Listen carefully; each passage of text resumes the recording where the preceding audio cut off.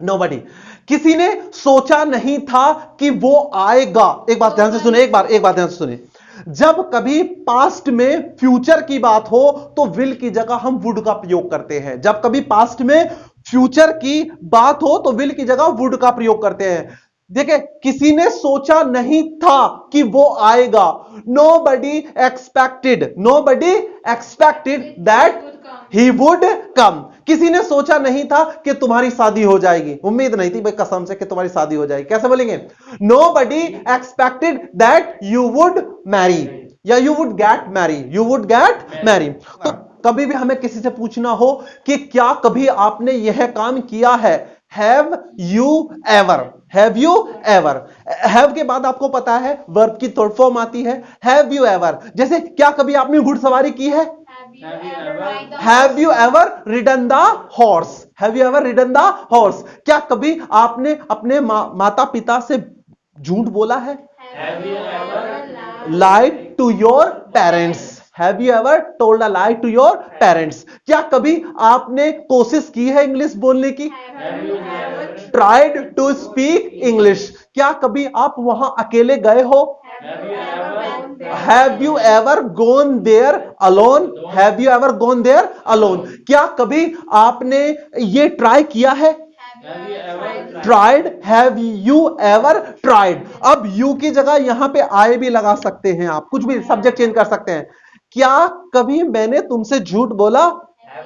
Have I ever lied to you. क्या कभी मैं तुम्हारे बिना पार्टी में गया? हमेशा तुम्हें लेके जाता हूं और तुम हमेशा नखरा दिखाने लग जाती हो। तो कैसे बोलेंगे?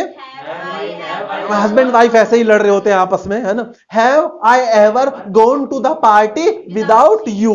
क्या कभी मैंने ये काम किया है? तो इसी प्रकार से बोलेंगे have I ever. Has, so have की जगह हैज आ जाएगा अगर थर्ड पर्सन की बात करेंगे।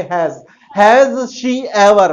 Has she ever. क्या कभी उसने तुम्हें गाली दी?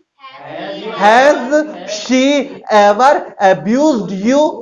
ही की जगह शी भी आ सकता है। क्या शी की जगह ही आ सकता है। क्या कभी उसने तुम्हें गाली दी? Has he ever abused you.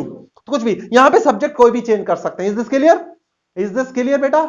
It's clear. क्या बोलेंगे? It's clear. अगर नहीं है तो क्लियर पूछेंगे। लिखिए एग्जांपल, लिखिए have you ever gone to Britain. क्या कभी आप ब्रिटेन गए हो? Have you ever gone to Britain. Have you ever gone to Britain.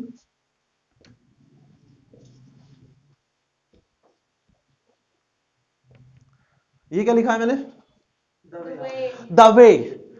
तरीका कभी भी किसी को इस्तेमाल करना हो, तरीका। जैसे कभी किसी को कह देते हैं जिस तरीके से तुम खाते हो ना, कसम से बिल्कुल गलत है वो। हाँ, जब भी जाती हो तुम मेरे साथ पार्टी में सारे कपड़े छान लेती हो, कैसे खाती हो तुम?